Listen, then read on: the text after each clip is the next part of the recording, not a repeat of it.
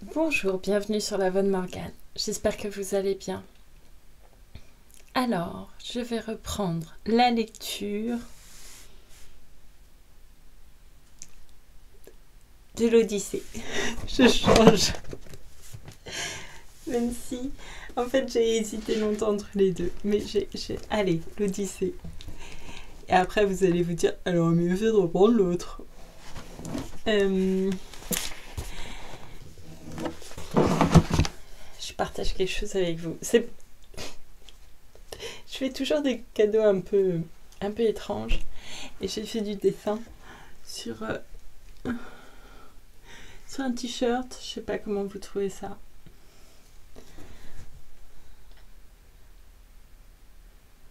Il faut toujours... Je sais jamais comment arrêter en fait. Et ça déborde toujours à un moment ou à un autre. Et j'ai fait des taches partout autour. Je suis pas sûre de ça. Mais bon, c'est comme ça. Allez, c'est parti. Pardon, mais je viens de le terminer. C'est pour ça, je crois que j'avais envie de partager ça. Nous en étions, j'en étais au chant numéro 6. Pardon. L'arrivée chez les Phéaciens.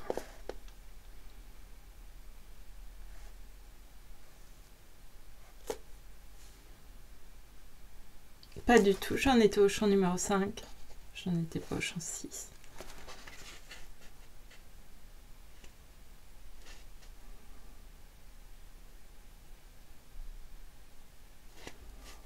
Oui, j'en étais au chant numéro 5.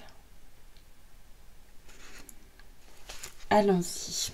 Oui, il y avait une embuscade, c'est ça. Pour coincer le fils d'Ulysse. Les récits chez Alcinous. L'antre de Calypso, chant 5. L'aurore se levait de sa couche aux côtés du glorieux Titon pour apporter le jour aux dieux et aux mortels. Les dieux prenaient séance autour du haut tonnant de Zeus qui, sur eux tous, l'emporte par la force. Athéna leur contait les angoisses d'Ulysse, car, y pensant toujours, elle avait sur le cœur qu'il restât chez la nymphe.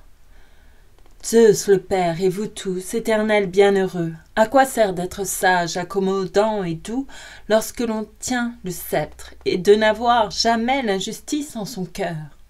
Vivent les mauvais rois et leurs actes impies. Car est-il souvenir de ce divin Ulysse chez ceux qu'il gouvernait en père des plus doux? Mais il gît dans une île, où les maux le torturent. Là-bas, en son manoir, la nymphe Calypso, de force, le retient. Il ne peut revenir au pays de ses pères, n'ayant ni les vaisseaux à rame, ni les hommes pour voguer sur le dos de la plaine marine. Et l'on veut lui tuer le fils de son amour, qui revient au logis car il était allé s'enquérir de son père vers la bonne Pylos et Sparte la divine. Zeus, l'assembleur des nus, lui fit cette réponse. Quel mot s'est échappé de l'enclos de tes dents? N'est-ce pas toi qui viens de décider, ma fille, qu'Ulysse rentrerait pour châtier ses gens? Et quant à Télémaque, à toi de le guider. N'es-tu pas assez forte? Fais donc que, sain et sauf, il rentre en son Ithaque et que, sur leur vaisseau, les prétendants reviennent sans l'avoir rencontré. À ces mots, se tournant vers son cher fils Hermès, « Hermès, puisque c'est toi qui portes nos messages, pars, va-t'en révéler à la nymphe bouclée le décret sans appel sur le retour d'Ulysse et comment ce grand cœur chez lui devra rentrer. Sans le concours des dieux ni des hommes mortels, mais seul, sur un radeau de poutres assemblées, il doit, 20 jours encore, souffrir avant d'atteindre la fertile Scérie, terre des Phéaciens qui sont parents des dieux.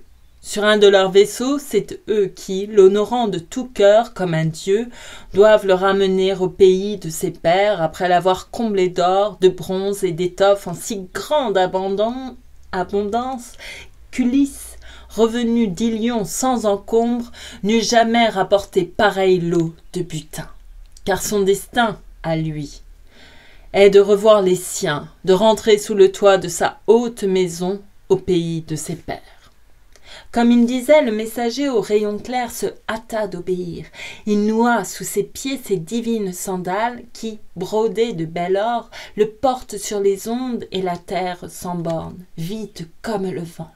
Il saisit la baguette dont tour à tour il charme le regard des humains ou les tire à son gré du plus profond sommeil et, sa baguette en main, l'alerte Dieu au rayon clair prenait son vol.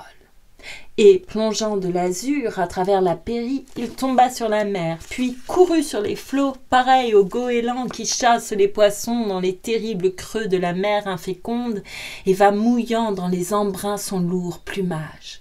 Pareil à cet oiseau, Hermès était porté sur les vagues sans nombre. Mais quand, au bout du monde, Hermès aborda l'île, il sortit en marchant de la mer violette, prit terre et s'en alla vers la grande caverne dont la nymphe bouclée avait fait sa demeure. Il la trouva chez elle, auprès de son foyer où flambait un grand feu. On sentait du plus loin le cèdre pétillant et le thuya, dont les fumées embaumaient l'île. Elle était là-dedans, chantant à belle voix et tissant au métier de sa navette d'or. Autour de la caverne, un bois avait poussé sa futaie vigoureuse, aunes et peupliers et cyprès odorants où gîtaient les oiseaux à la large envergure, chouettes, éperviers et criards de corneilles, qui vivent dans la mer et travaillent au large.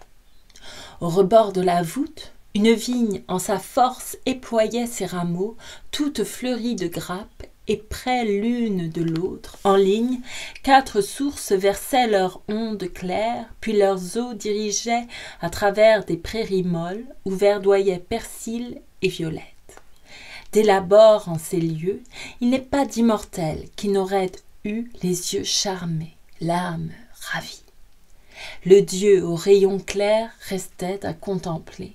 Mais lorsque, dans son cœur, il eut tout admiré, il se hâta d'entrer dans la vaste caverne et, dès qu'il apparut aux yeux de Calypso, vite il fut reconnu par la toute divine.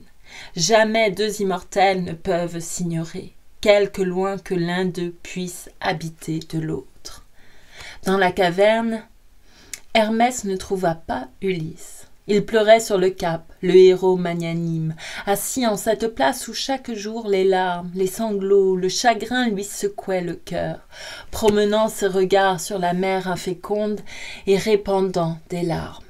Calypso fit asseoir Hermès en un fauteuil au glacis reluisant, et la toute divine interrogea le dieu. « Tu viens chez nous, Hermès à la baguette d'or, et pour quelle raison ? Je t'aime et te respecte.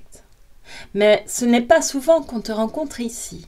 Exprime ton désir, mon cœur veut l'exaucer si je puis le remplir, s'il n'est pas impossible.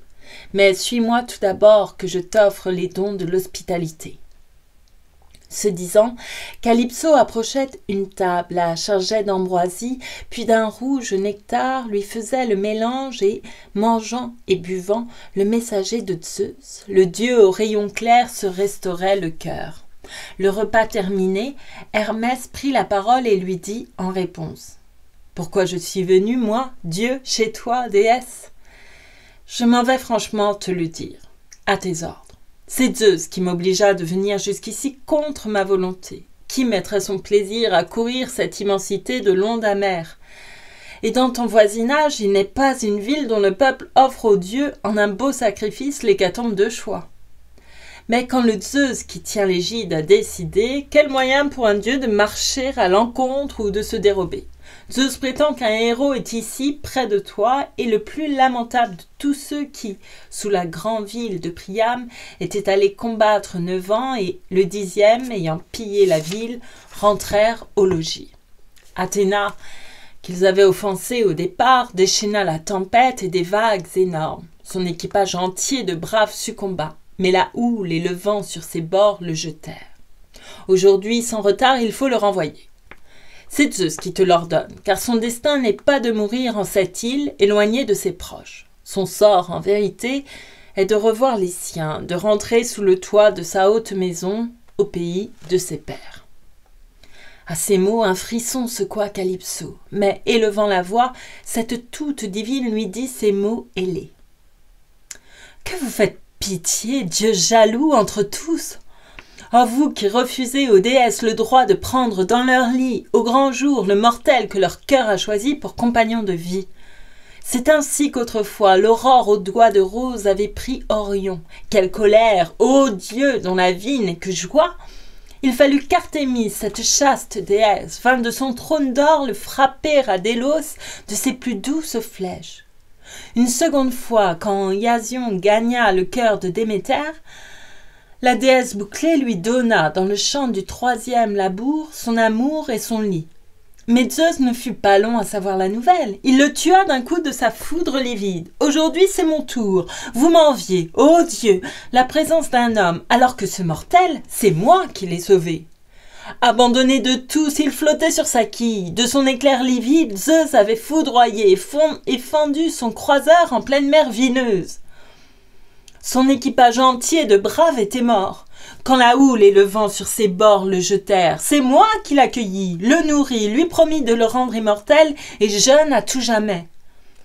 Mais il n'est que trop vrai. Lorsque le Zeus qui tient l'égide a décidé, quel moyen pour un dieu de marcher à l'encontre ou de se dérober.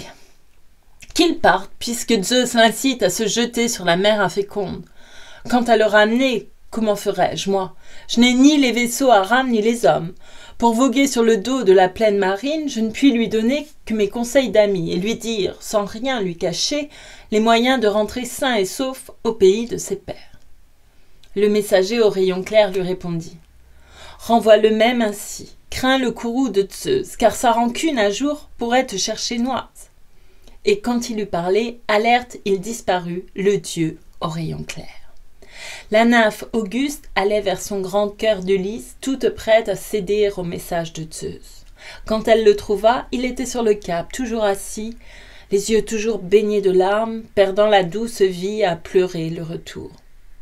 C'est qu'il ne goûtait plus les charmes de la nymphe. La nuit, il fallait bien qu'il rentrât auprès d'elle, au creux de ses cavernes. Il n'aurait pas voulu, c'est elle qui voulait.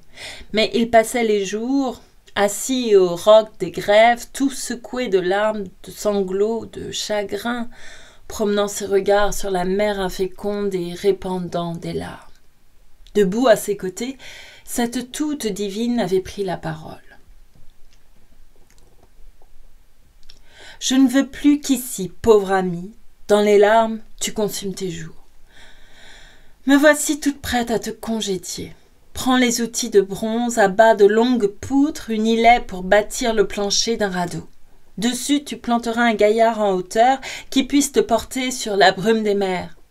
Moi, quand j'aurai chargé le pain, l'eau, le vin rouge et toutes les douceurs pour t'éviter la faim, et lorsque je t'aurai fourni des vêtements, je te ferai souffler une brise d'arrière qui te ramènera, sain et sauf, au pays. S'il plaît aux immortels, maîtres des champs du ciel, ils peuvent mieux que moi décider et parfaire. Elle parlait ainsi à ce divin Ulysse. Un frisson secoua le héros d'endurance, mais élevant la voix, il dit ces mots ailés.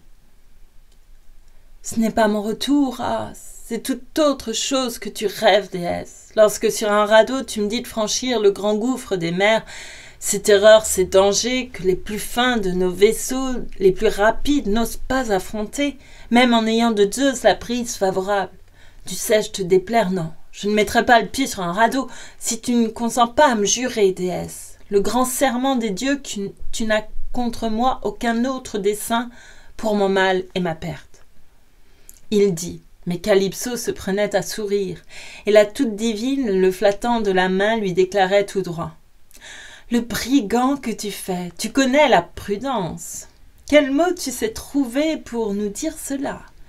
Soyez donc mes témoins, terre, voûte du ciel, eau tombante du Styx. Pour les dieux bienheureux, c'est le plus redouté, le plus grand des serments. Non, je n'ai contre toi aucun autre dessein pour ton mal et ta perte. Mais rien dans mes pensées, rien dans mes conseils ne serait différent, si moi-même j'étais en si grave besoin. Mon esprit, tu le sais, n'est pas de perfidie. Ce n'est pas en mon sein qu'habite un cœur de fer. Le mien n'est que pitié. Elle dit, Et déjà cette toute divine l'emmenait au plus court. Ulysse la suivait en marchant sur ses traces et le couple, mortel et déesse, rentra sous la grotte voûtée. Quand le héros se fut assis dans le fauteuil qu'Hermès avait quitté, la nymphe lui servit toute la nourriture, les mets et la boisson dont usent les humains destinés à la mort. En face du divin Ulysse, elle prit siège. Ses femmes lui donnèrent ambroisie et nectar, puis, vers les parts de choix préparées et servies, ils tendirent les mains. Mais, après les plaisirs du manger et du boire, c'est elle qui reprit, cette toute divine. « Fils de Laër, t'écoute, ô rejeton des dieux. Ulysse aux 1000 ruses. C'est donc vrai qu'au logis, au pays de tes pères, tu penses à présent t'en aller? Tout de suite? Adieu donc, malgré tout. Mais si ton cœur pouvait savoir de quel chagrin le sort doit te combler avant ton arrivée à la terre natale, c'est ici, près de moi, que tu voudrais rester pour garder ce logis et devenir un dieu. Quel que soit ton désir de revoir une épouse vers laquelle tes vœux chaque jour te ramènent, je me flatte pourtant de n'être pas moins belle de taille ni d'allure, et je n'ai jamais vu de femme que de femmes à déesse ont pu rivaliser de corps ou de visage. Ulysse l'avisé lui fit cette réponse. Déesse vénérée, écoute et me pardonne. Je me dis tout cela. Toute sage qu'elle est, je sais qu'auprès de toi, Pénélope serait sans grandeur ni beauté. Ce n'est qu'une mortelle et tu ne connaîtras ni l'âge ni la mort. Et pourtant, le seul vœu que chaque jour je fasse est de rentrer là-bas, de voir en mon logis la journée du retour. Si l'un des immortels, sur les vagues vineuses, désire encore me tourmenter, je tiendrai bon. J'ai toujours là ce cœur endurant tous les maux. J'ai déjà tant souffert, j'ai déjà tant peiné sur les flots à la guerre. S'il y faut un surcroît de peine, qu'il m'advienne. Comme Ulysse parlait, le soleil se coucha. Le crépuscule vint, sous la voûte, au profond de la grotte. Ils rentrèrent pour rester dans les bras l'un de l'autre, à s'aimer. Le radeau d'Ulysse. De son berceau de brume, à peine était sortie l'aurore aux doigts de rose, qu'Ulysse revêtait la robe et le manteau. La nymphe se drapa d'un grand linon neigeux à la grâce légère. Elle ceignit ses reins de leur froid le plus beau. D'un voile retombant, elle couvrit sa tête, puis fut tout au départ de son grand cœur d'Ulysse. Tout d'abord, elle vint lui donner une hache aux 2 joues affûtées, un gros outil de bronze que mettait bien en main un manche d'olivier aussi ferme que beau. Ensuite, elle apporta une fine dauloire et montra le chemin vers la pointe de l'île où des arbres très hauts avaient poussé jadis, aunes et peupliers, sapins touchant le ciel, tous morts depuis longtemps, tous secs et, pour flotter, tous légers à souhait. Calypso lui montra cette futaie d'antan et la toute divine regagna son logis. Mais lui, coupant ses bois sans chômer à l'ouvrage, il jetait bas 20 arbres que sa hache équarrit et qu'en maître il plana, puis dressa au cordeau. Calypso revenait. Cette toute divine apportait les tarières. Ulysse alors perça et chevilla ses poutres, les unit l'une à l'autre au moyen de goujons et fit son bâtiment. Les longueurs et largeurs qu'au plat vaisseau de charge donne le constructeur qui connaît son métier, Ulysse les donna au plancher du radeau. Puis, dressant le gaillard, il en fit le bordage de poutrelles serrées, qu'il couvrit pour finir de voliges en long. Il y planta le mât émanché de sa vergue. En poupe, il adapta la barre à gouverner. Alors de claies d'osier, ayant contre la vague ceinturé le radeau, il lesta le plancher d'une charge de bois. Calypso revenait. Cette toute divine apportait les tissus dont il ferait ses voiles. En maître encore, il sut les tailler, y fixer les drisses et ralingues. Il amarra les coutes. Enfin, sur des rouleaux, il mit le bâtiment à la vague divine. Au bout de 4 jours, tout était terminé. Calypso, le 5e, le renvoya de l'île. Elle l'avait baigné et revêtu d'habits à la douce senteur. Elle avait mis à bord une outre de vin noir, une plus grosse d'eau et, dans un sac de cuir, les vivres pour la route, sans compter d'autres mets et nombre de douceurs. Elle avait fait souffler la plus tiède des brises, un vent de tout repos. Plein de joie, le divin Ulysse ouvrit ses voiles. Aussi près de la barre, en maître il gouvernait, sans qu'un somme jamais tombât sur ses paupières. Son œil fixait les Pléiades et le Bouvier, qui se couchent si tard, et l'ours, qu'on appelle aussi le chariot, la seule des étoiles qui jamais ne se plonge au bain de l'océan, mais tourne en même place en guettant Orion. La vie de Calypso, cette toute divine, était de naviguer sur les routes du large, en gardant toujours l'ours à gauche de la main. 17 jours, il vogua sur les routes du large. Le 18e enfin, les mondes Phéacie et leurs bois apparurent. La terre était tout près, bombant son bouclier sur la brume des mers. Or, du pays des Noirs, remontait le Seigneur qui ébranle le sol. Du haut du mont Solyme, il découvrit le large. Ulysse apparaissait voguant sur son radeau. La colère du dieu redoubla dans son cœur et, secouant la tête, il se dit à lui-même « Ah, misère, voilà! Quand j'étais chez les Noirs que les dieux, pour Ulysse, ont changé leur décret. Il est prêt de toucher aux rives phéaciennes, où le destin l'enlève au comble des misères qui lui venaient dessus. Mais je dis qu'il me reste à lui jeter encore sa charge de malheur. » À peine avait-il dit que, prenant son trident et rassemblant les nus, il démontait la mer et des vents de toute air déchaînaient les rafales. Sous la brume, il noyait le rivage et les flots.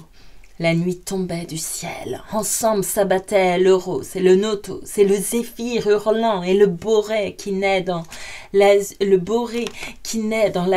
et qui fait rouler la grande houle.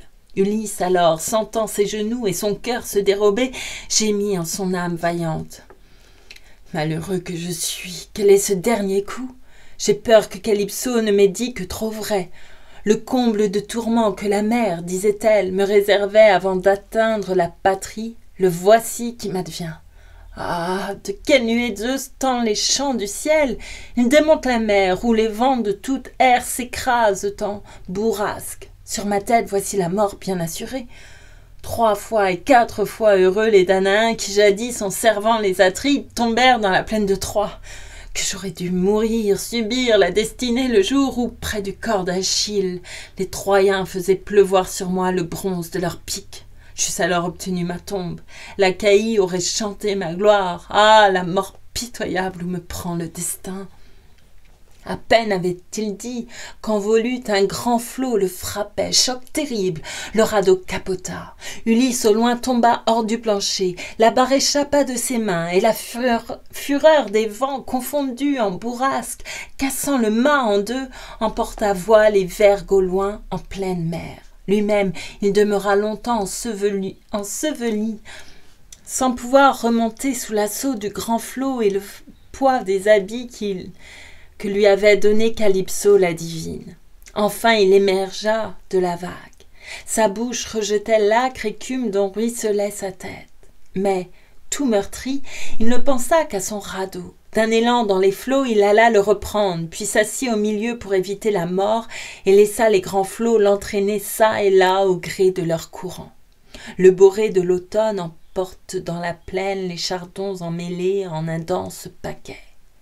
C'est ainsi que les vents poussaient à l'aventure le radeau sur l'abîme, et tantôt le Notos le jetait au Borée, tantôt c'était l'Euros qui le cédait à la poursuite du Zéphyr. Mais Ino l'aperçut, la fille de Cadmos, aux chevilles bien prises, qui, jadis simple femme et douée de la voix, devint au fond des mers Leucothea et tient son rang parmi les dieux. Elle prit en pitié l'angoisse du héros, jeté à la dérive. Sous forme de mouette, elle sortit de l'onde et, se posant au bord du radeau, vint lui dire « Contre toi, pauvre ami, pourquoi cette fureur de l'ébranleur du sol et les mots quand sa haine te plante Poséidon?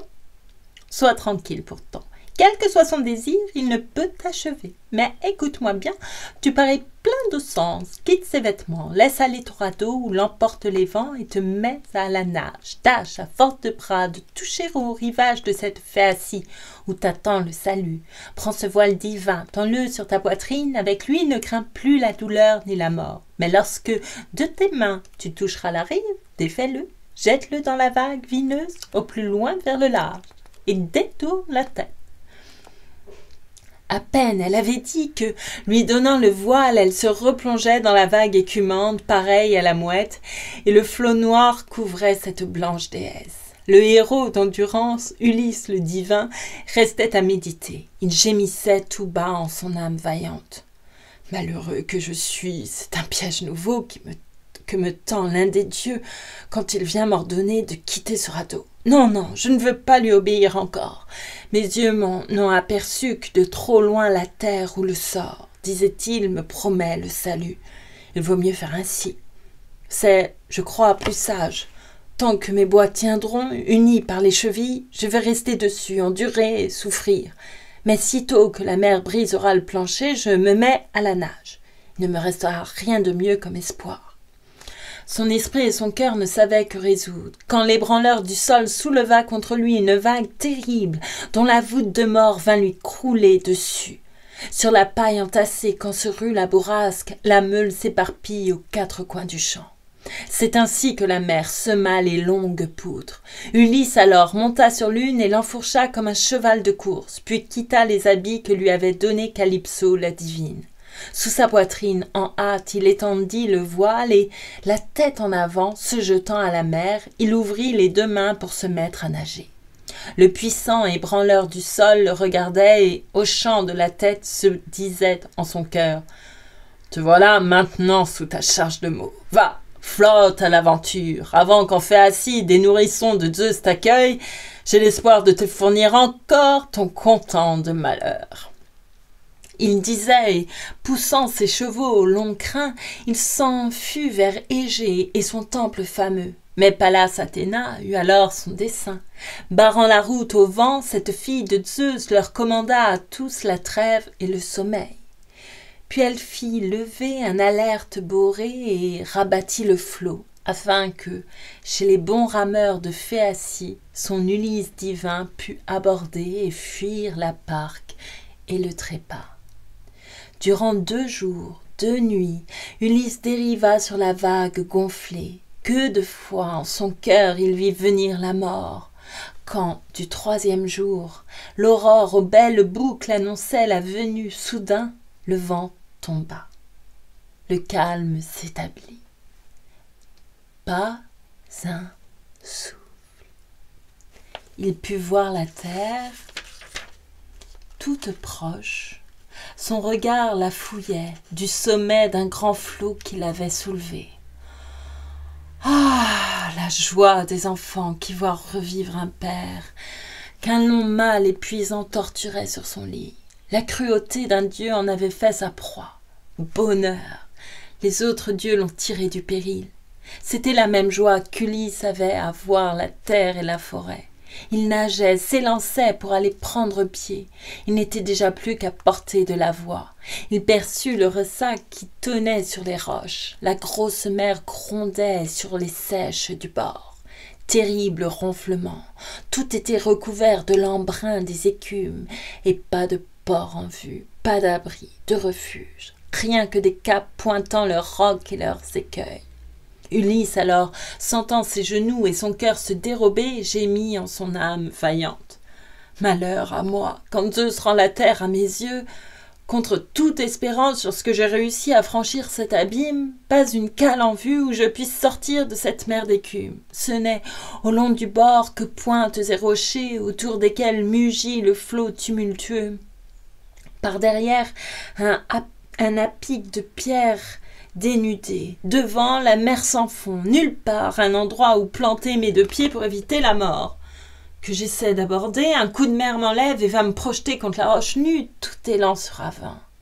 Mais si je continue de longer à la nage et cherche à découvrir la pente d'une grève et des anses de mer, j'ai peur que, revenant me prendre, la bourrasque ne me jette à nouveau dans la mer aux poissons.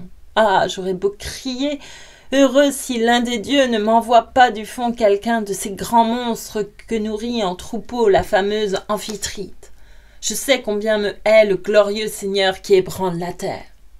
Son esprit et son cœur ne savaient que résoudre. Un coup de mer le jette à la roche d'un cap. Il aurait eu la peau trouée, les os rompus, sans l'idée qu'Athéna, la déesse aux yeux pères, lui mit alors en tête.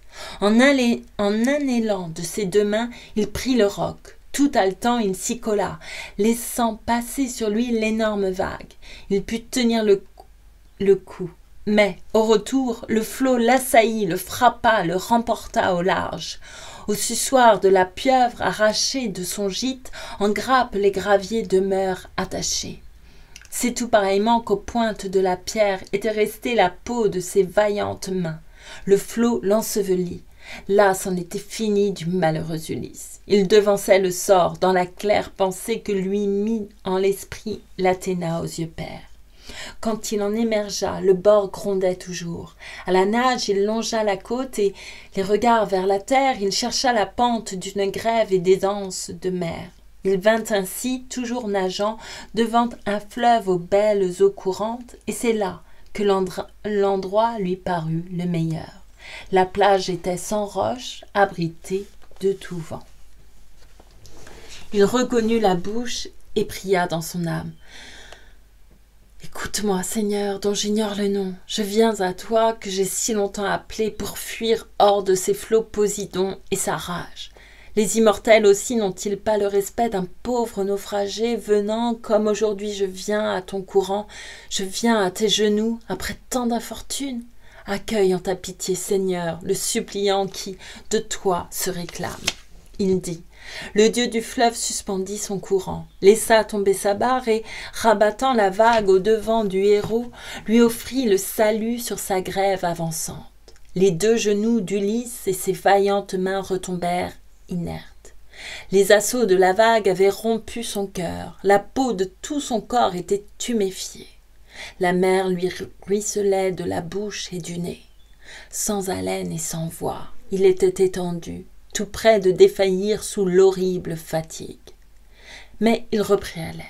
Son cœur se réveilla. Alors, de sa poitrine, il détacha le voile qu'il lâcha dans le fleuve et la vague mêlée. Un coup de mer vint l'emporter au fil de l'eau, et tout de suite Ino, dans ses mains, le reçut. Mais Ulysse, sorti du fleuve, avait baisé la terre nourricière et, couché dans les joncs, il gémissait tout bas en son âme vaillante. Malheureux que je suis, que vais-je encore souffrir? Quel est ce dernier coup? Si je reste à veiller sur le bord de ce fleuve, quelle nuit angoissée! Et quand me saisiront le mauvais froid de l'aube et la rosée qui tremble, gare à la défaillance qui, me faisant pâmer, m'achèvera le cœur. Il s'élève des eaux une si froide brise avec le petit jour. Mais gravir le coteau vers les couverts du bois pour me chercher un lit au profond des broussailles, une fois réchauffée, détendue, si je cède aux douceurs du sommeil, ah, je crains que, des fauves, je ne devienne alors la pâture et la proie. Tout compté, le meilleur était d'aller au bois qui dominait le fleuve. Au sommet de la crête, il alla se glisser sous la double cépée d'un olivier greffé et d'un olivier franc qui, nés du même tronc, ne laissaient pénétrer ni les vents les plus forts, ni les brumes humides. Le clair soleil ne leur lançait pas ses rayons. Jamais la pluie ne les perçait de part en part, tant leurs branches serrées les mêlaient l'un à l'autre. Ulysse y pénétra. À pleine main, il s'entassa un vaste lit, car les feuilles jonchaient le sol en telle couche que 2 ou 3 dormeurs auraient pu s'en couvrir, même au temps où l'hiver est le plus rigoureux. À la vue de ce lit, quelle joie eut au cœur le héros d'endurance. S'allongeant dans le tas, cet Ulysse divin ramena sur son cœur une brassée de feuilles. Au fond de la campagne, où l'on est sans voisin, on cache le tison sous la cendre et la braise, afin de conserver la semence du feu, qu'on n'aura plus à s'en aller chercher au loin. Sous ces feuilles, Ulysse était ainsi caché et, versant sur ses yeux le sommeil, Athéna, pour chasser au plus tôt l'épuisante fatigue, lui fermait les paupières. L'arrivée chez les Phéaciens. Chant 6. Or, tandis que, là-bas, le héros d'endurance, Ulysse le divin, dompté par la fatigue et le sommeil, dormait, Athéna s'en allait vers le pays et ville des gens de Phéacie. Jadis, ils habitaient haute ville en sa plaine, mais, près d'eux, ils avaient les cyclopes altiers, dont ils devaient subir la force et les pillages. Aussi Nausithous, au visage de Dieu, les avait transplantés loin des pauvres humains et fixés en Scérie. Il avait entouré la ville d'un rempart, élevé les maisons, créé les sanctuaires et partagé les champs. Mais depuis que la Parque l'avait mis à son joug et plongé dans l'Hadès, c'était Alkinos, inspiré par les dieux, qui régnait sur ce peuple. Et c'est en son manoir qu'Athéna s'en allait ménager le retour à son grand cœur d'Ulysse. La déesse aux yeux pères s'en fut droit à la chambre si bellement ornée, où reposait la fille du fier Alkinos, cette Nausicaa, dont l'air et la beauté semblaient d'une immortelle. Aux deux montants dormaient deux de ces chambrières qu'embellissaient les grâces. Les portes, dont les bois reluisaient, étaient closes. Comme un souffle de vent, la déesse glissa jusqu'au lit de la Vierge et, debout au chevet, se mit à lui parler. Elle avait pris les traits d'une amie de son âge, tendrement aimée d'elle, la fille de Dimas, le célèbre armateur. Sous cette ressemblance, Athéna, la déesse aux yeux pères, lui disait « Tu dors, Nausicaa, la fille sans souci que ta mère enfanta. Tu laisses là sans soin tant de linge moiré. Ton mariage approche, il faut que tu sois belle et que soient beaux aussi les gens de ton cortège. Voilà qui fait courir les belles renommées pour le bonheur d'un père et d'une auguste mère. Vite, partons laver dès que l'aube poindra, car je m'offre à te suivre pour finir au plus vite. Tu n'auras plus longtemps, je crois, à rester fille. Les plus nobles d'ici, parmi nos Phéaciens dont ta race est parente, se disputent ta main. Sans attendre l'aurore, presse ton noble père de te faire apprêter la voiture et les mules pour emporter les voiles, draps moirés et ceintures. Toi-même, il te vaut mieux aller en char qu'à pied. Tu sais que les lavoirs sont très loin de la ville. À ces mots, l'Athéna aux yeux pères disparut, regagnant cet Olympe où l'on dit que les dieux, loin de toute secousse, ont leur siège éternel. Ni les vents ne le battent, ni les pluies ne l'inondent.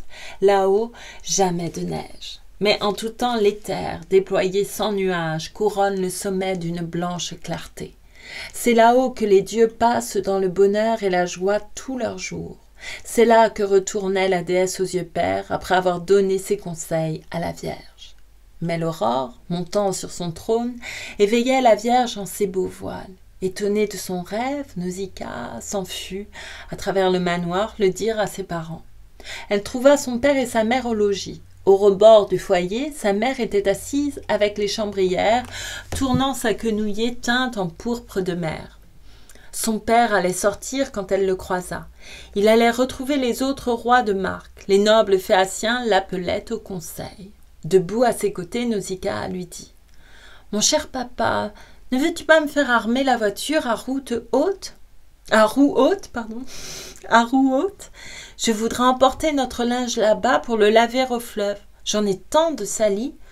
Toi d'abord, tu ne veux, pour aller au conseil avec les autres rois, que vêtements sans tache, et près de toi, 5 fils vivent dans ce manoir.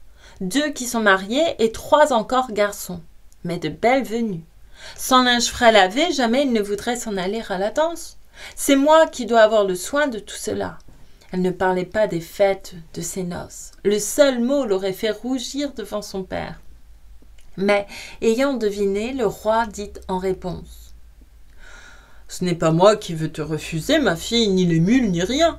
Pars, nos gens vont armer la voiture à roue haute et mettre les ridelles. » À ces mots, il donna les ordres à ses gens qui sitôt s'empressèrent. On tira, on garnit la voiture légère. Les mules amenées, on les mit sous le joug et tandis que la Vierge, apportant du cellier le linge au clair reflet, le déposait dans la voiture au bois poli, sa mère, en un panier, ayant chargé les vivres, ajoutait d'autres mets et toutes les douceurs, puis remplissait de vin une outre en peau de chèvre. Alors Nausicaa monta sur la voiture. Sa mère lui tendit dans la fiole d'or une huile bien fluide pour se frotter après le bain, elle et ses femmes. La Vierge prit le fouet et les rênes luisantes. Un coup pour démarrer, émule, s'ébrouant, de s'allonger à plein effort et d'emporter le linge et la princesse. À pied, sans la quitter, ses femmes la suivaient. On atteignit le fleuve aux belles eaux courantes. Les lavoirs étaient là, pleins en toute saison. Une eau claire sortait à flot de sous les roches, de quoi pouvoir blanchir le linge le plus noir. Les mules dételées, on les tira du char et, les lâchant au long des cascades du fleuve, on les mit paître l'herbe à la douceur de miel. Les femmes avaient pris le linge sur le char et, le portant à bras dans les trous de l'eau sombre, rivalisaient à qui mieux pour le fouler. On lava, on rinça tout ce linge sali. On l'étendit en ligne aux endroits de la grève où le flot quelquefois venait battre le bord et lavait le gravier. On prit le bain et l'on se frotta d'huile fine, puis tandis que le linge au clair soleil séchait, on se mit au repas sur les berges du fleuve.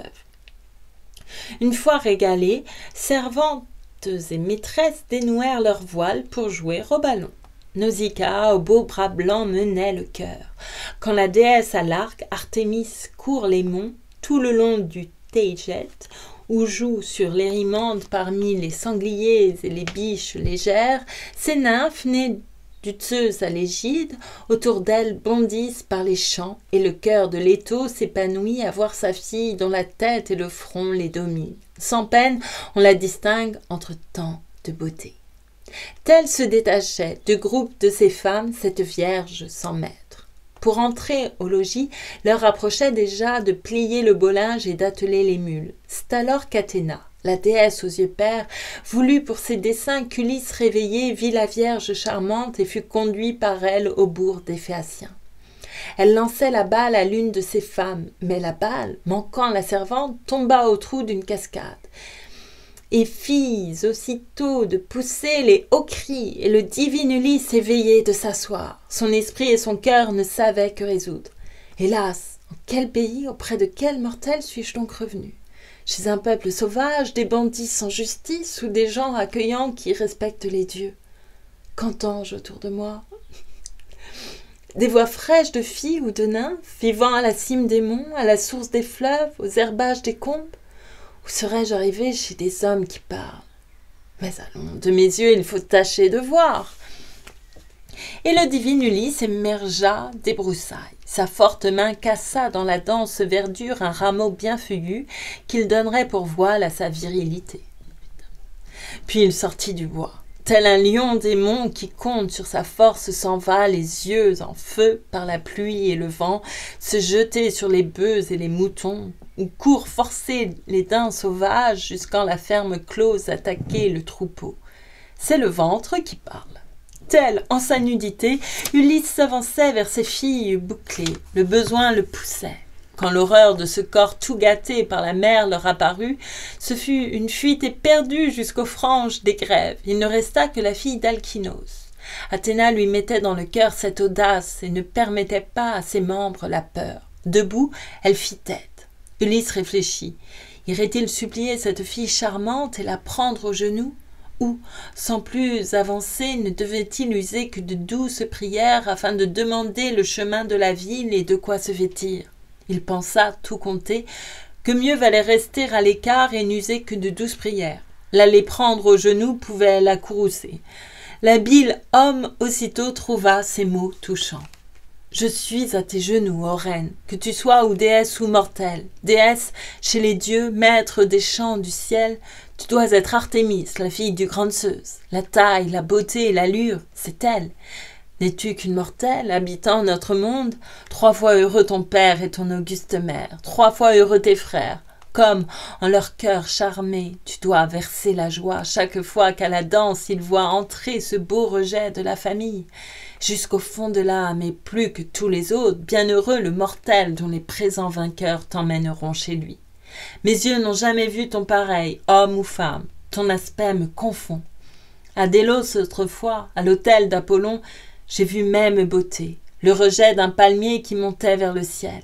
car je fus en cette île aussi, et quelle armée m'accompagnait alors sur cette route où tant d'angoisses m'attendaient. Tout comme, en le voyant, je restais dans l'extase, car jamais fut pareil n'était monté du sol. Aujourd'hui, dans l'extase, ô femme, je t'admire, mais je tremble. J'ai peur de prendre tes genoux. Vois mon cruel chagrin. Hier, après 20 jours sur les vagues vineuses, j'échappais à la mer. 20 jours que sans arrêt, depuis l'île Océane, les flots me rapportaient sous les coups des rafales. Lorsque les dieux enfin m'ont jeté sur vos bords, n'est-ce pour y trouver que nouvelles souffrances? Je n'en vois plus la fin. Combien de maux encore me réserve le ciel? Ah, reine, prends pitié. C'est toi que la première, après tant de malheurs, ici j'ai rencontrée. Je ne connais que toi parmi les habitants de cette ville éthère. Indique-moi le bourg, donne-moi un haillon à mettre sur mon dos. N'as-tu pas en venant apporté quelques housses? Que les faveurs des dieux comblent tous tes désirs, qu'ils te donnent l'époux, un foyer, l'union des cœurs, la belle chose. Et n'est rien de meilleur, ni de plus précieux que l'accord au foyer de tous les sentiments entre mari et femme. Grand dépit des jaloux, grande joie des amis, bonheur parfait du couple. Mais la Vierge aux bras blancs le regarda et dit « Tu sais bien, étranger, car tu n'as pas la mine d'un sot ni d'un vilain, que Zeus de son Olympe répartit le bonheur aux vilains comme aux nobles, ce qu'il veut pour chacun. S'il t'a donné ces mots, il faut bien les subir. Mais puisque te voilà en notre ville éthère, ne crains pas de manquer ni d'habits ni de rien que l'on doive accorder, en pareille rencontre aux pauvres suppliants. Vers le bourg, je serai ton guide et te dirai le nom de notre peuple. C'est à nos Phéaciens qu'est la ville et sa terre, et moi, du fier Alkinos, je suis la fille du roi qui tient en main la force et la puissance de cette Phéacie. » Aux servantes bouclées, donnant alors ses ordres, « Mes filles, revenez, jusqu'où vous met en fuite la seule vue d'un homme? Avez-vous donc cru voir l'un de nos ennemis? Il n'est pas encore né, jamais il ne naîtra, le foudre qui viendra apporter le désastre en pays phéacien. Les dieux nous aiment tant. Nous vivons à l'écart et les derniers des peuples en cette mer des houles, si loin que nul mortel n'a commerce avec nous. Vous n'avez devant vous qu'un pauvre naufragé. Puisqu'il nous est venu, il doit avoir nos soins. Étrangers, mendiants, tous nous viennent de Zeus. Allons, femmes, petite aumône, grande joie, donnez à l'étranger de quoi manger et boire. De nos linges lavés, donnez à l'étranger une écharpe, une robe, puis, à l'abri du vent, baignez-le dans le fleuve. Elle dit. Aussitôt s'engageant l'une l'autre, ces femmes revenaient et l'ordre fut rempli comme avait ordonné Nausicaa, la fille du fier Alkinos. Quand Ulysse, à l'abri du vent, fut installé, on posa près de lui une robe, une écharpe, pour qu'il pût se vêtir, et la fiole d'or contenant l'huile claire. On l'invita au bain dans les courants du fleuve. Mais le divin Ulysse alors dit aux servantes « Éloignez-vous, servantes, je saurai, sans votre aide, me laver de l'écume qui couvre mes épaules et moindre de cette huile que, depuis si longtemps, ma peau n'a pas connue. Mais devant vous, me mettre au bain, je rougirais de me montrer tout nu à des filles bouclées. » Il dit, et, s'écartant, les femmes s'en allaient informer la princesse. Quand le divin Ulysse, puisant aux eaux du fleuve, eut lavé les écumes qui lui plaquaient les reins et le plat des épaules, quand il eut de sa tête essoré les humeurs de la mer inféconde et qu'il se fut plongé tout entier, frotté d'huile, il mit les vêtements que lui avait donnés cette vierge sans maître, et voici qu'Athéna, la fille du grand Zeus, le faisant apparaître et plus grand et plus fort, déroulait de son front des boucles de cheveux aux reflets d'hyacinthe, tel un artiste habile, instruit par Héphaïstos et Pallas Athéna de toutes leurs recettes, coule en or sur argent un chef-d'œuvre de grâce. Telle Athéna versait la grâce sur la tête et le buste d'Ulysse. Lorsqu'il revint s'asseoir à l'écart sur la grève, il était rayonnant de charme et de beauté. Aussi, le contemplant, Nausicaa disait à ses filles bouclées « Servantes aux bras blancs, laissez-moi vous le dire, ce n'est pas sans l'accord unanime des dieux, des maîtres de l'Olympe, que, chez nos Phéaciens divins, cet homme arrive. Je l'avoue, tout à l'heure, il me semblait vulgaire. Maintenant, il ressemble au dieu des chants du ciel. Puissais-je à son pareil donner le nom d'époux, s'il habitait ici? Qu'il lui plût d'y rester. Mes filles, portez-lui de quoi manger et boire. Elle dit, à savoir les femmes empressées posaient auprès d'Ulysse de quoi manger et boire. Avidement alors il but, puis il mangea. Cet Ulysse divin, tant de jours il était resté sans nourriture, le héros d'endurance. Mais la Vierge au bras blanc, poursuivant son dessein, ordonnait de charger dans la belle voiture tout le linge plié, puis d'atteler les mules aux pieds de cornes dures et, montée sur le char, elle invitait Ulysse en lui disant tout droit « Allons, debout, notre hôte, il faut rentrer en ville. Je m'en vais te conduire au manoir de mon père. C'est un sage et chez lui tu pourras voir, crois-moi, la fleur des Phaciens. Mais écoute-moi bien, tu parais plein de sens. Tant que nous longerons les champs et les cultures, suis, avec mes servantes, les mules et le char. Vous presserez le pas, je montrerai la route. Quand nous dominerons la ville, tu verras la hauteur de son mur et la beauté des ports ouverts à ses deux flancs, et leurs passes étroites et les doubles gaillards des vaisseaux remisés sur le bord du chemin, chacun sous son abri, et, dans ce même endroit, le beau Posidon, qu'entoure l'agora avec son carrelage de blocs tirés du mont, et, près des noirs vaisseaux, les fabricants d'agrès, de voiles, de cordages, les polisseurs de rames. Ne parle aux Phéaciens ni de carquois ni d'arcs, mais de mâts, d'avirons et de ces fins navires qui les portent, joyeux, sur la mer écumante. Il me faut éviter leurs propos sans douceur, car il ne manque pas d'insolents dans ce peuple pour blâmer par derrière. Il suffirait qu'un plus méchant nous rencontrât. Ah, je l'entends d'ici, avec Nausicaa, quel est ce grand bel hôte? Où l'a-t-elle trouvé? Est-ce un mari pour elle? Est-ce un errant qu'elle a recueilli du naufrage? D'où peut-il bien venir? Nous sommes sans voisins. Le Dieu de son attente est-il, à sa prière, venu du haut du ciel pour la prendre à jamais?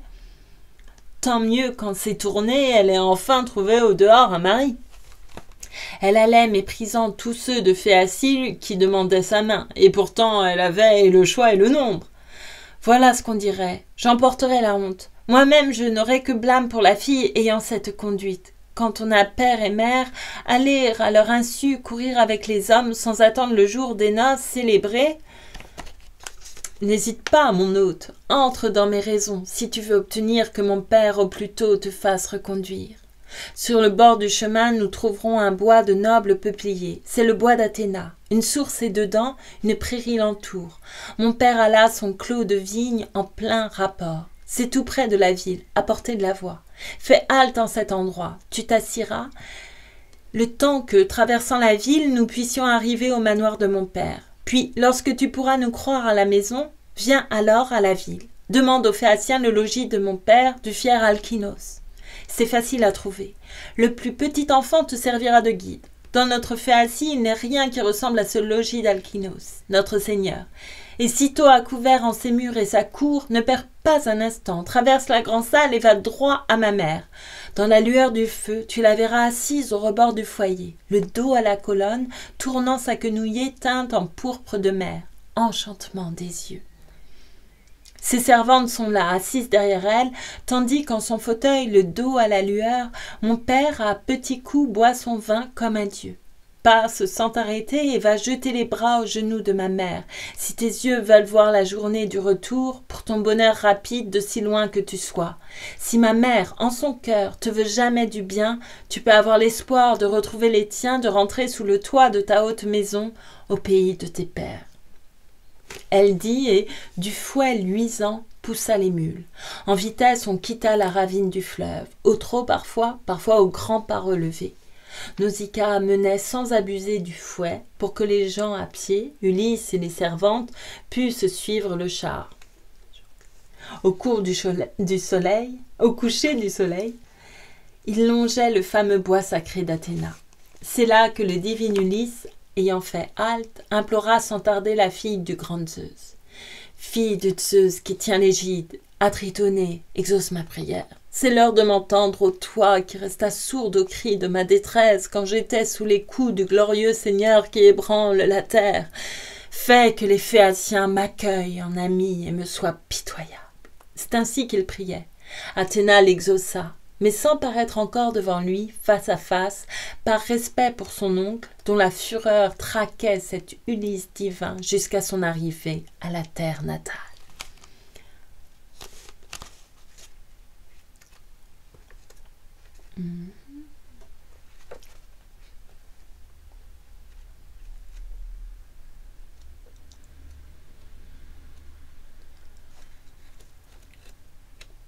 Allez, chant 7.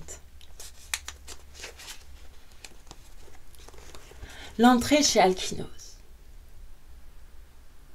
Mais tandis que, là-bas, le héros d'endurance, Ulysse le divin, faisait cette prière, la vaillance des mules avait jusqu'à la ville emporté la princesse. Arrivée au manoir splendide de son père, elle avait arrêté le char devant le porche. Pareils aux immortels, ses frères, l'entourant et dételant les mules, avaient pris et porté le linge à la maison. Elle gagna sa chambre sous sa vieille épirote. Euryméduse vint lui rallumer son feu. C'était sa chambrière. Sur leur double gaillard, les vaisseaux autrefois l'avaient prise en épire. Alkinoos, hors part, l'avait eue en cadeau, étant le souverain de cette Phéacie où, comme l'un des dieux, le peuple l'écoutait. Elle était au manoir devenue la nourrice de la Vierge aux bras blancs. Elle alluma le feu et, dans la chambre même, vint servir le souper. Ulysse se levait et prenait à son tour le chemin de la ville. En son tendre souci, Athéna le couvrait d'une épaisse nuée, craignant qu'il ne croisât quelque fier Phéacien qui, l'insulte à la bouche, voudrait savoir son nom. Comme il allait entrer en cette ville aimable, voici qu'à sa rencontre, Athéna s'avançait. La déesse aux yeux pères avait pris la figure d'une petite fille. Une cruche à la main, elle était devant lui, debout, et le divin Ulysse demanda « Mon enfant, voudrais-tu me conduire au logis du Seigneur qui régit ce peuple, Alkinoos? Je suis un étranger, après bien des épreuves, j'arrive de très loin, des pays d'outre-mer, et ne connais personne de tous les habitants de cette ville éthère. » Athéna, la déesse aux yeux pères, répliqua « Étranger, notre père, je m'en vais t'indiquer la maison que tu veux. Mon honorable père habite tout près. Mais suis-moi sans parler, je te montre la route. Ne regarde personne et ne demande rien. Les étrangers ici reçoivent peu d'accueil. À qui vient du dehors, on ne fait pas grand fête ni même d'amitié. Nous mettons nos espoirs en nos croiseurs rapides, car l'ébranleur du sol a concédé le grand abîme à nos passeurs. Nos vaisseaux sont plus prompts que l'aile ou la pensée. » En parlant, Athéna le menait au plus court. Il suivait la déesse et marchait sur ses traces, invisible à ses armateurs de Phéacie, bien qu'il passât près d'eux au travers de la ville. En son tendre souci, la déesse bouclée, la terrible Athéna, l'avait enveloppé d'une brume divine. Il allait, admirant les ports, les fins navires, et dans les agoras, la foule des héros, et, merveilleuse à voir, la ligne des hauts murs garnis de palissades. Quand on fut au manoir magnifique du roi, c'est Pallas Athéna, la déesse aux yeux pères, qui reprit la parole. « Voici, pour t'obéir, étranger, notre père, la maison que tu veux. Tu vas trouver nos rois, les nourrissons de Zeus en train de banqueter. Entre donc, que ton cœur soit sans crainte. L'audace vaut mieux en toute affaire quand on veut réussir, surtout à l'étranger. Va droit à la maîtresse, elle est dans la grande salle. Son nom est Arrêtée. Elle a reçu le jour des mêmes pères et mères qui furent les parents du roi Alkinoos. C'était Nausithos que l'ébranleur du sol, Poséidon, avait engendré de Péribée, la plus belle des femmes, la plus jeune des filles du fier Eurymédon, qui jadis était roi des farouches géants, mais qui causa la perte de son peuple féroce et se perdit lui-même. Aimé de Poséidon, Péribée mit au jour un fils, Nausithos, qui de nos Phéaciens fut le roi magnanime. Et de Nausithos, 2 fils sont nés, Alkinoos et Rhexénor. Mais sitôt marié, Rhexénor succombait sous les traits d'Apollon, le dieu à l'arc d'argent. Il n'avait pas encore de fils, il ne laissait qu'une fille, Arrêtée. Son frère Alkinoos, ayant pris Arrêtée pour femme, l'honora comme pas une au monde ne peut l'être aujourd'hui, parmi toutes les femmes qui tiennent la maison sous la loi d'un époux. Elle a toujours le cœur et les hommages de ses enfants, du roi Alkinoos lui-même ainsi que de ses peuples. Les yeux tournés vers elle, autant que vers un dieu, on la salue d'un mot quand elle passe au bourg. Elle a tant de raison, elle aussi, de noblesse. Sa bonté, même entre hommes, arrange les querelles. Si jamais en son cœur elle te veut du bien, tu peux avoir l'espoir de retrouver les tiens, de rentrer sous les toits de ta haute maison au pays de tes pères. À ces mots, l'Athéna aux yeux pères disparut vers la mer inféconde et s'en fut, en quittant cette aimable Scérie, retrouver Marathon, les larges rues d'Athènes et, dans ses murs épais, le foyer d'érecté. Ulysse allait entrer dans la noble demeure du roi Alkinoos. Il fit halte un instant. Que de trouble en son cœur devant le seuil de bronze, car, sous les hauts plafonds du fier Alkinoos, c'était comme un éclat de soleil et de lune. Du seuil jusqu'au fond, 2 murailles de bronze s'en allaient, déroulant leurs frises d'émail bleu. Des portes d'or s'ouvraient dans l'épaisse muraille. Les montants sur le seuil de bronze étaient d'argent. Sous le linteau d'argent, le corbeau était d'or. Phaistos avait fait pour garder la maison du fier Alkinoos et rester immortels, jeunes à tout jamais, étaient d'or et d'argent. Pardon, je me disais, ça n'a pas de sens. Le corbeau était d'or, et les 2 chiens du bas, que l'art le plus adroit d'Héphaïstos avait fait pour garder la maison du fier Alkinoos et rester immortels, jeunes à tout jamais, étaient d'or et d'argent. Au mur, des 2 côtés, s'adossaient les fauteuils en ligne continue, du seuil jusqu'au fond. Sur eux étaient jetés de fins voiles tissés par la main des servantes.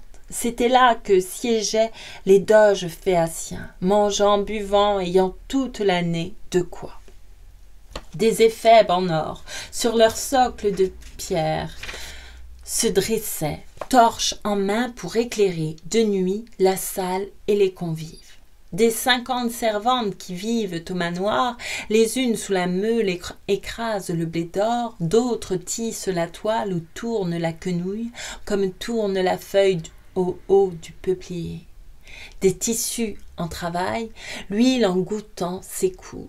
Autant les Phéaciens sur le reste des hommes l'emportent à pousser dans les flots un croiseur, sur les femmes autant l'emportent leurs tisseuses, Athéna leur ayant accordé entre toutes la droiture du cœur et l'adresse des mains. Aux côtés de la cour, on voit un grand jardin, avec ses 4 arpents enclos dans une enceinte.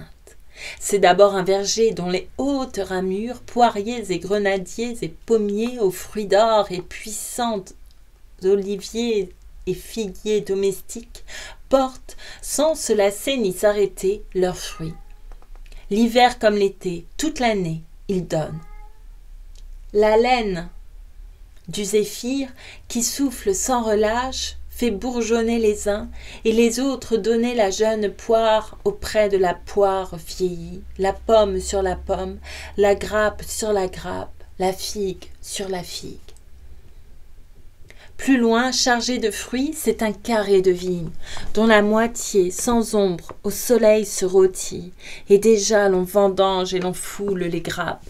Mais dans l'autre moitié, les grappes encore vertes laissent tomber la fleur ou ne font que rougir. Enfin, les derniers cèpes bordent les plates-bandes du plus soigné, du plus complet des potagers. Vert en toute saison, il y coule 2 sources. L'une est pour le jardin, qu'elle arrose en entier, et l'autre, sous le seuil de la cour, se détourne vers la haute maison, où s'en viennent à l'eau tous les gens de la ville. Tels étaient les présents magnifiques des dieux au roi Alkinoos. Or, le divin Ulysse restait à contempler. Mais lorsque, dans son cœur, le héros d'endurance eut fini d'admirer, vite il franchit le seuil, entra dans la grande salle et trouva, coupe en main, les rois de Phéacie. Doges et conseillers étaient en train de boire au guetteur rayonnant. C'est à lui qu'en dernier, avant d'aller dormir, ils faisaient leur offrande. Sous l'épaisse nuée versée par Athéna, le héros d'endurance alla par la grande salle, vers Arrêté et vers le roi Alkinoos. Comme il jetait les bras aux genoux d'Arrêté, cet Ulysse divin, la céleste nuée soudain se dissipa et tous, en la demeure, étonnés à la vue de cet homme, se turent. Ulysse suppliait, Arrêté, qu'engendra le noble Rhexénor, Je viens à ton mari, je viens à tes genoux après bien des traverses. Je viens à tes convives. Que le ciel vous accorde à tous de vivre heureux et de laisser un jour chacun à vos enfants les biens de vos manoirs et les présents d'honneur que le peuple vous offre.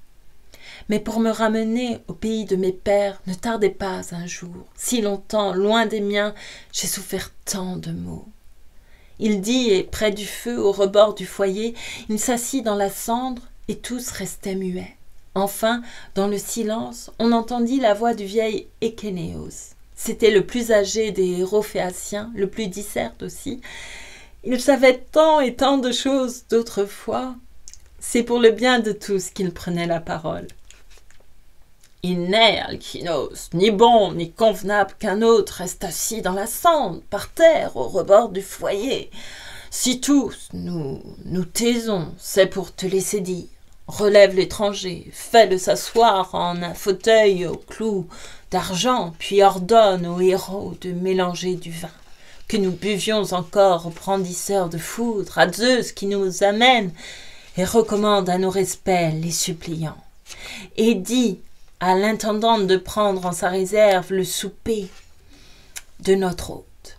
Il dit « Sa sainteté et force, Alkinoos eut à peine entendu qu'il prit la main d'Ulysse, releva du foyer le rusé compagnon et, pour le faire asseoir, fit lever d'un fauteuil luisant l'un de ses fils qui siégeait près de lui. C'était Laodamas, ce fils au grand courage qu'il aimait entre tous. Vint une chambrière qui, portant une aiguière en or et du plus beau, lui donnait à laver sur un bassin d'argent et dressait devant lui une table polie. Vint la digne intendante. Elle apportait le pain et le mit devant lui, puis lui fit les honneurs de toutes ses réserves. Le héros d'endurance, Ulysse le divin, but alors et mangea. Sa force Alkinoos dit ensuite au héros « Pontonos, fais-nous le mélange au cratère et donne-nous du vin à tous en cette salle. Je veux que nous buvions aux brandisseurs de foudre, à Zeus qui nous envoie et recommande à nos respects les suppliants. » Il dit, Pontonous mêla dans le cratère d'un vin fleurant le miel et s'en fut à la ronde en verser dans les coupes. Chacun fit son offrande et l'on but son content. Alkinoos reprit la parole et leur dit « Doges et conseillers de Phéacie, 2 mots. Voici ce que mon cœur me dit dans ma poitrine. Le repas est fini, qu'on rentre se coucher. Mais dès l'aube demain, invitant nos doyens en plus grand nombre encore, je veux qu'en ce manoir, on fête l'étranger. Nous offrirons au Dieu quelques belles victimes et nous aviserons ensuite à son retour. Je voudrais que nos soins épargnent à cet hôte et chagrin et fatigue, et qu'il rentre chez lui d'une traite, joyeux. De si loin qu'il puisse être, il faut, dans le trajet, qu'il n'ait à endurer ni malheur ni souffrance, jusqu'au débarquement à la terre natale. Là, nous le laisserons subir la destinée qu'ont mise à leur fuseau les tristes filandières, à l'heure où, de sa mère, il a reçu le jour. Mais peut-être est-ce un Dieu qui nous descend du ciel pour un nouveau dessein que les dieux ont sur nous. Ne les vîmes-nous pas 100 fois dans le passé à nos yeux apparaître? Quand nous faisons pour eux nos fêtes d'hécatombe, ils viennent aux festins s'asseoir à nos côtés, au même banc que nous. Sur le chemin désert, s'ils croisent l'un des nôtres, ils ne se cachent point.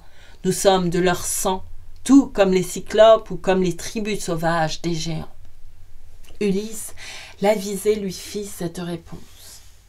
Ne garde pas, Alkinoos, cette pensée. Je n'ai rien de commun, ni l'être ni la forme avec les immortels. Maître des champs du ciel, je ne suis qu'un mortel, et s'il est un humain que vous voyez traîner la pire des misères, c'est à lui que pourraient m'égaler mes souffrances. Et c'est encore de moi que vous pourriez entendre les malheurs les plus grands, car j'ai pâti de tout sous le courroux des dieux. Mais laissez que je soupe en dépit de ma peine. Est-il rien de plus chien que ce ventre odieux? Toujours il nous excite et toujours nous oblige à ne pas l'oublier, même au plus fort de nos chagrins, de nos angoisses. Quand j'ai le deuil au cœur, il veut manger et boire. Il commande et je dois oublier tous mes maux. Il réclame son plein. Mais vous, sans plus tarder, dès que poindra l'aurore, rendez un malheureux à sa terre natale. Que je pâtisse encore, que je perde le jour, mais que je la revoie. Mes serviteurs, mes biens, mon manoir au grand toit. Il dit, tous d'applaudir et d'émettre le vœu qu'on ramenât cette hôte qui savait si bien dire. Quand on eut fait l'offrande et bu tout son content, chacun pour se coucher regagna son logis. Près du divin Ulysse, assis dans la grande salle, restait Alkinos au visage de Dieu et la reine arrêtée. Les servantes rangeaient les couverts du repas. C'est la reine au bras blanc qui rouvrit l'entretien. Car en voyant l'écharpe et la robe d'Ulysse, elle avait reconnu les fins habits tissés par elle et par ses femmes. Elle éleva la voix et dit ces mots ailés. « Ce que je veux d'abord te demander, mon hôte, c'est ton nom et ton peuple. Et qui donc t'a donné les habits que voilà? Ne nous disais-tu pas que tu nous arrivais après naufrage en mer ?» Ulysse, l'avisé, lui fit cette réponse. « Comment pourrais-je, ô reine, exposer tout au long les mots dont m'ont comblé les dieux, maîtres du ciel? Pourtant, puisque tu veux savoir et m'interroges, je m'en vais te répondre. Loin d'ici, dans la mer, gît une île océane qu'habite Calypso, la déesse bouclée à la terrible ruse. Personne des mortels ni des dieux ne fréquente cette île d'Atlas. Pour mon malheur, un dieu me mit à son foyer. J'étais seul, puisque Zeus, de sa foudre livide, en pleine mer vineuse, avait frappé et mis en pièces mon croiseur. Mon équipage entier de braves était mort. J'avais noué mes bras à la quille de mon navire aux 2 gaillards. J'avais flotté 9 jours. Le 10e, les dieux m'avaient, à la nuit noire, jeté chez Calypso, la terrible déesse en son île océane. Cette fille d'Atlas m'accueillit, m'entoura de soins et d'amitié, me nourrit, me promit de me rendre immortelle et jeune à tout jamais. Mais au fond de mon cœur, je refusais toujours. Je restai là 7 ans, sans bouger, sans cesser de tremper de mes larmes les vêtements divins qu'elle m'avait donnés. Lorsque s'ouvrit le cours de la 8e année, c'est elle qui, soudain, soit par l'ordre de Zeus, soit qu'eût changé son cœur, me pressa de partir. Alors, sur un radeau de poutres assemblées, elle me mit en mer, après m'avoir comblé de pain et de vin doux, et m'avoir revêtue de divines étoffes. Elle me fit souffler la plus tiède des brises, un vent de tout repos. Je voguai 17 jours sur les routes du large. Le 18e enfin, j'aperçus votre terre, ses monts et ses forêts. J'avais la joie au cœur. Mais, dans mon triste sort, je devais rencontrer encore tant de misère que les branleurs du sol allaient me susciter. Jetant sur moi les vents pour me fermer la route, Poséidon souleva une mer infernale. J'eus beau gémir, crier, la vague m'enleva du radeau, la rafale en dispersa les poutres. Je me mis à la nage et, sur le grand abîme, je m'ouvris le chemin, tant qu'enfin, à vos bords, le vent qui me portait et les flots me jetèrent. J'allais y prendre pied quand, de toute sa force, en un lieu sans douceur, la vague me lança contre la grande roche. Puis la mer me reprit. Je dus nager encore jusqu'à l'entrée du fleuve, et c'est là que l'endroit me parut le meilleur, car sous l'abri du vent, la grève était sans roche. J'y tombais, défaillant. Mais voyant arriver la nuit, l'heure divine, je sortis de ces eaux que vous donnent les dieux, et je m'en fus dormir en haut, sous les broussailles, dans un lit de feuillets, où le ciel me plongea en un sommeil sans fin. Durant toute la nuit, en dépit de l'angoisse et le soleil levé, et jusqu'au plein midi, je dormis sous mes feuilles. Ce doux sommeil ne me quitta qu'au jour penchant. C'est alors que je vis ta fille et ses servantes qui jouaient sur la grève. Elle semblait une déesse au milieu d'elles. Je l'implorais. Qu'elle eût de raison, de noblesse, je n'osais de son âge espérer cet accueil. Trop souvent la jeunesse a la tête si folle. Mais elle me donna tout ce qu'il me fallait, du vin au sombre feu, du pain, un bain au fleuve, les habits que voilà. Telle est la vérité que, malgré ma tristesse, je tenais à te dire. Ce fut Alkinos qui lui dit en réponse. « Mon hôte, notre enfant n'oublia qu'un devoir. Ses femmes étaient là. Pourquoi ne pas t'avoir conduit jusque chez nous?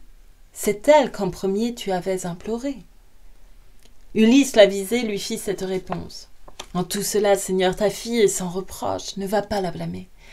Elle m'avait offert d'accompagner ses femmes. C'est moi qui refusais. J'avais peur, j'avais honte. À ma vue, si ton cœur allait se courroucer, en ce monde, la jalousie est chose humaine. » Ce fut Alkinos qui lui dit en réponse. « Non, mon hôte, mon cœur n'a jamais accueilli de si vaine colère. En tout, je fais passer la justice d'abord. Quand je te vois si beau et pensant comme moi, je voudrais Zeus le père, Athéna, Apollon. Je voudrais te donner ma fille et te garder avec le nom de gendre. Si tu voulais rester, tu recevrais de moi et maison et richesse. Mais si tu veux partir, nous garde Zeus le père que nul des Phéaciens, malgré toi, te retienne. Je fixe dès ce soir le jour de ton départ, sache-le, c'est demain. Sous le joug du sommeil, quand tu seras couché, nos rameurs s'en iront par le calme te mettre en ta patrie, chez toi, plus loin si tu préfères, même beaucoup plus loin que cette île de baie que nos gens qui l'ont vue disent au bout des mers. Quand le blond Rhadamante fut emmené par eux visiter Tityos, l'un des fils de la terre, ils allèrent là-bas et revinrent chez nous, faisant du même jour ce trajet sans fatigue. Toi-même jugeras s'il est meilleur navire ou rameur plus adroit à soulever l'écume.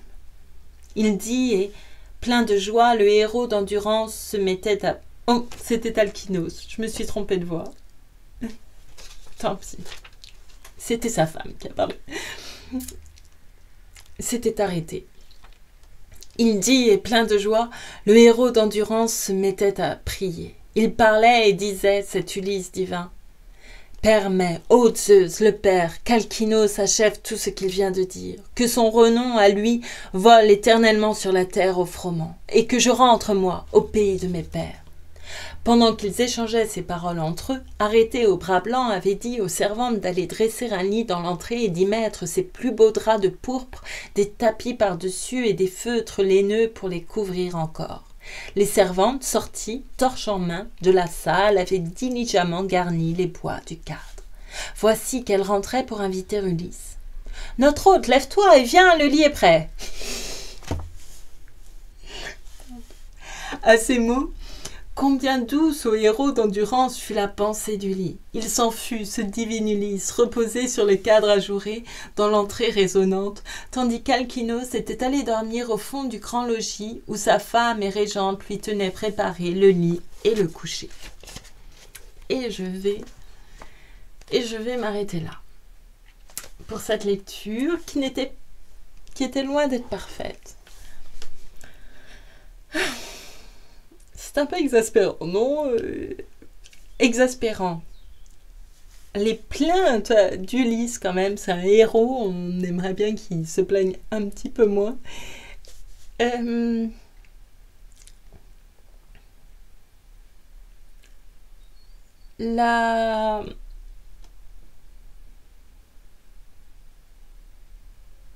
Depuis le début, j'en ai pas parlé, mais oui, la place des femmes, le traitement des femmes, entre les mythes et la religion, on comprend le sort qui leur a été réservé pendant tant de millénaires. C'est pas possible. Et elles sont ou des objets, ou des... Enfin bon. Jamais femme ne fut tant aimée, peut-être, mais c'était quand même ta nièce. Pardon. Voilà, c'est tout ce que j'ai. Et je trouve qu'elle avait quand même un peu raison, Calypso. Hein. Elle se plaint justement. Voilà. Bref, je suis d'humeur un petit peu vindicative apparemment, mais après tous ces millénaires, c'est normal d'être vindicative à un moment, je pense, surtout quand on voit la rechute qui peut avoir lieu si prestement. Voilà. Je vous remercie beaucoup pour votre écoute jusqu'au bout et je vous dis à bientôt pour une autre lecture. Je crois que je vais enchaîner avec À la recherche du temps perdu comme j'ai cité au début. Merci beaucoup, à très bientôt.